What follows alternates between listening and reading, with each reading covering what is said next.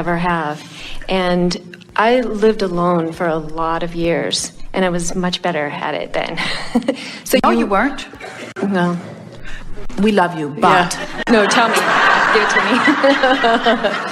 me. You weren't so much better at it, you just had less to try to manage. Yeah. In other words, when you're all alone, there's not nearly as many people to bug you. Yeah.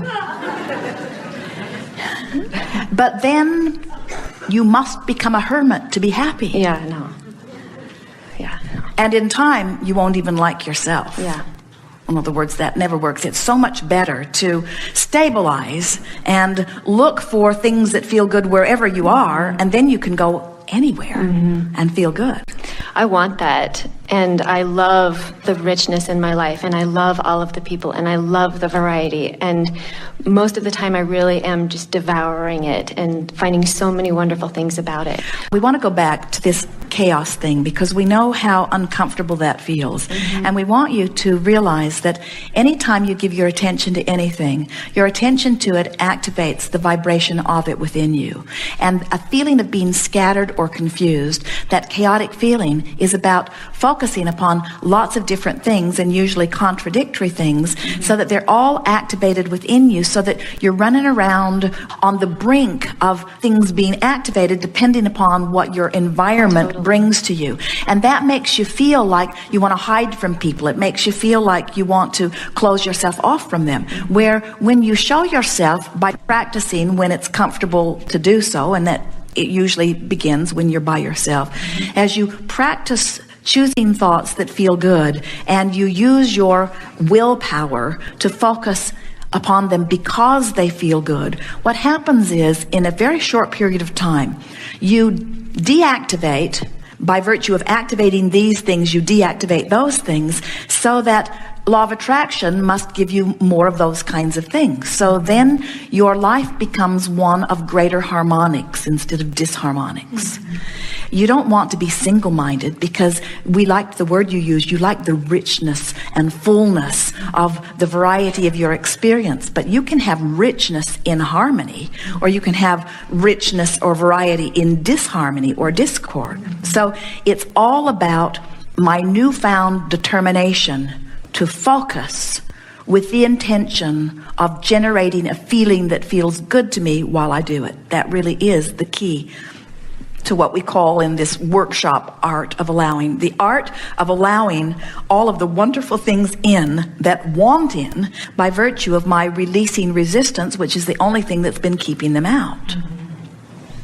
There are two things that we would encourage you to do in terms of action. Sit every day for 15 minutes with the intention of filling your body full of air. Breathe, breathe, breathe, breathe, breathe, breathe, breathe, breathe, breathe. Just breathe. That's your assignment. 15 minutes of breathing. 15 minutes of in and out, and appreciation for this delicious oxygen. In and out, in and out, in and out. Just breathing, breathing, breathing, breathing, breathing. If you would just do that, your chaotic world would smooth right out. It would. Just by focusing on breathing for 15 minutes every day. 15 minutes of breathing, really breathing. Breathing with the idea of filling my body, filling my lungs so that my lungs can transport the oxygen and all of its life-giving qualities to the extremities of my body. Breathing. If you're running, if you're moving your body, you're doing it automatically. But breathe, breathe, breathe, breathe, breathe, breathe, breathe. It is the exercise of allowing above all other exercises of allowing. In other words, the air is there for you. The well-being is there for you. Source energy has lined everything up for you. Just breathe yourself into receiving the fullness and no chaos there. Just breathe. Just breathe.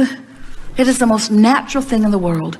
You are worthy and loved and brilliant, and your life has caused you to launch so many rockets that are right there, ready to come into fruition. Just breathe them into being. And then after you breathe for 15 minutes every day for a while, then use that time to breathe and love me. Breathe and love me. Breathe and love the air. Breathe and love my body. Breathe and love my nose. Breathe and love my lungs. Breathe and love my physical mechanism. Just breathe and love and breathe and love and breathe and love and breathe and love. And after you've done that for a few days, then breathe and love that one over there, and breathe and love that one over there, and breathe and love and breathe and love. And before you know it, that chaos, which is only because of too many activated things within you, lines right up to this perfect picture that you've been accumulating over many, many years, that source energy has already become. And then suddenly you begin noticing that who you have become in terms of non-physical energy, you just begin becoming in terms of manifestation. You just become it. And when people say, how did you do it? Was it hard? You say, it was as easy as breathing, really. Thank you so much. I do a lot of massage, and I love to do it. And I get a lot of different people, again, a lot of variety. And I think one reason why I've been so chaotic is even though I'm really focused the whole time, I still am, like my nervous system is still taking it in, and I spend a lot of time just seeking for that balance. And so I really appreciate the breathing.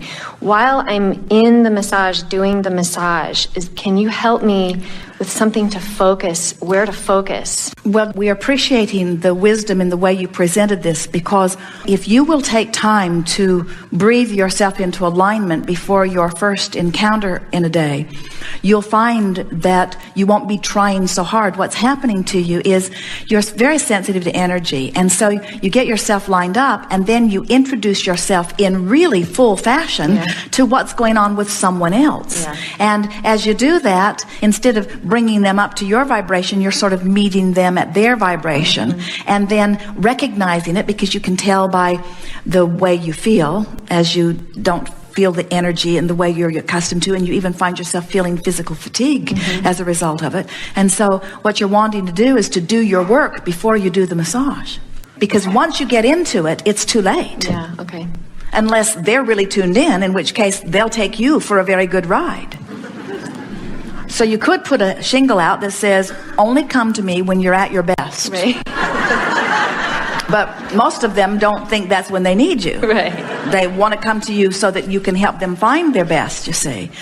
And so you might want to integrate some of that breathing into your preliminary massage work with them. In other words, let them know that you're going to help them without even touching them for a little while, massage from the inside out, and then just sit for 2 or 3 minutes and deep breathe with them, just to sort of relax them and relax you. It can make a world of difference as you begin the work, you see. Okay. And then the next specific thing in response to your specific question is when you bump up against something energy-wise, and when that happens, that's the time for you to breathe, because in your breathing, what it's saying is, I'm just going to let this be what it bees while I connect with the energy that is me. And in your breathing, it happens with a lot of healers and people who are doing massage or even medicine, or anyone who is hands-on anything with another.